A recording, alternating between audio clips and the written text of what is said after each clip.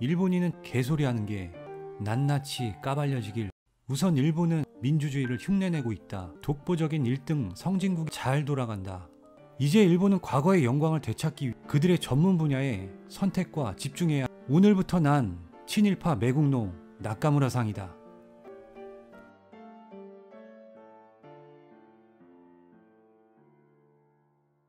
지금부터 나 나카무라상이 일본을 다시 부흥시킬 수 있는 방법과 방향을 제시해보고자 한다. 분명 민족의 반역자란 말을 들을 것이며 스스로 매국의 길을 선택한 것과도 같을 것이다.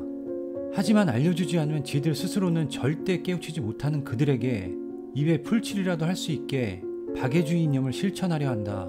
전 세계가 첨단 기술과 4차 산업에 한눈 팔고 있는 사이 시대의 흐름에 역행하는 창의적이고 도전적인 투자와 연구를 시작해야 한다. 우선 식도락의 국가인 만큼 초밥에 집중해야 한다. 스미마셍이란 말이 괜히 나온 말이 아니다. 누구나 행복하길 원하지만 모든 게 좌절됐을 때 마지막으로 주머니 탈탈 털어서 한 편의점 인스턴트 초밥 한 점이 뜻하지 않은 소확행을 선사해 주듯이 초밥은 행복이고 인생이다. 우선 초밥의 글로벌화 작업을 시작해야 한다. 햄버거 패티 대신 광어회나 참치회를 넣어주고 초장 소스로 풍미를 더한 일명 회버거는 까다로운 북미와 유럽권 미식가들의 입맛을 사로잡을 확률이 크다. 또한 대왕문어 한 마리를 통째로 넣은 일명 통문어 버거를 신제품으로 내놓고 가격은 시가로 받는 고급화 전략도 필요하다. 초밥 통조림이나 냉동 초밥도 좋은 아이템이며 초밥을 더욱 대중화시킬 수 있도록 대규모 시설 투자와 설비 증설도 신경 써야 한다. 애니메이션 시장도 빼놓을 수 없다. 탄탄한 스토리와 뛰어난 영상미를 바탕으로 전세계 무수한 애니덕후를 만들고 일본을 알린 대표 산업이다. 특히 애니 속 주인공과 나를 동일시하게 되는 지경까지 간 덕후들이 코스프레라는 파생산업의 발전을 이끌어왔는데 여기엔 오타쿠라고 불리는 잠재적 실력자들이 싱크탱크 역할을 하고 있어서 역시 전망이 밝을 것으로 예상된다. 옛 일본의 레트로 스타일도 전세계 미용 및 패션 시장에 신선한 바람을 몰고 올 수 있다. 아무리 잘생긴 기무라 타쿠야라도 남자는 머리빨이 절반이란 말을 새삼 느끼게 해주며 평범한 남자 정도면 거의 복구불가 수준까지 하향 평준화시켜버리는 만인평등 헤어스타일이 공산권 국가를 중심으로 급속도로 퍼져나갈 가능성이 있다. 언뜻 보면 서유기의 손오공을 연상시키며 유인원과 인간의 경계를 허물고 있는 반인 반수 스타일도 상남자를 지향하는 젊은 층을 타깃으로 공략해 볼 수도 있다. 또한 일본의 수많은 어조비들의 고민을 완벽 커버해주는 복고 이상의 가장 베이직하고 모던한 스타일의 옷들도 비주류로 취급받던 찌질남들의 어깨를 활짝 펴줄 수 있는 머스트헤브 아이템으로 손색이 없다.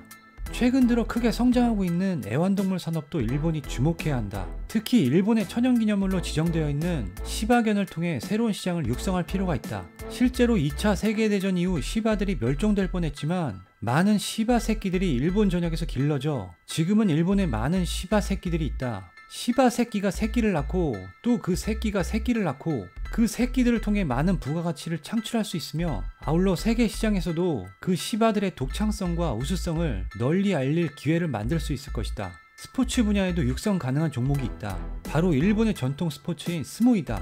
이미 일본인들은 1980년대부터 우리나라 오락실 게임을 평정한 스트리트 파이터라는 게임 속에 혼다라는 스모 선수 캐릭터를 등장시켜 다소 혐오스럽기까지 한 겉모습의 거부감을 없애기 시작했다. 그 시절 손이 몇 개인지 짐작이 가지 않을 정도의 스피디한 주먹질을 넋놓고 한 번쯤 지켜보지 않은 사람은 없었을 정도로 혼다의 기술에 열광했다. 따라서 불과 30년 전 그때의 열광이 식기 전에 지금부터라도 스모의 올림픽 정식 종목 채택을 추진할 때이다. 그러기 위해서는 우선 스모 선수의 먹방 콘텐츠를 제작하거나 아메리칸 갓 탤런트에 출연시켜 창피함과 민망함은 일본 국민의 몫으로 돌리고 어쩔 수 없는 비난과 욕설, 비웃음도 나눠 부담하는 공동체 의식을 발휘해야 한다. 마지막으로 현재 일본의 궁극적인 목표인 침략과 전쟁을 위해서 가장 중요한 것은 군사체계를 변화시키는 것이다. 냉정하게 말해서 사기 및 전투력, 의지, 애국심 등이 바닥인 자유대로 싸우는 것은 현실적으로 불가능할 것으로 보인다.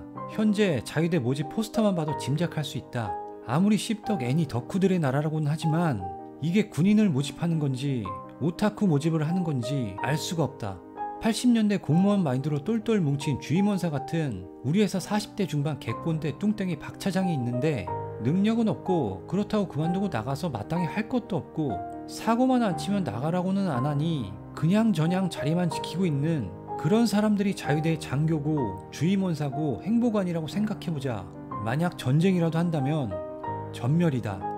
따라서 이런 사태를 미연에 방지하기 위해서는 전쟁까지는 아니지만 그래도 현실 세계에서 약간의 실전 비스무리한 경험을 한 사람들을 선봉에 세워야 한다.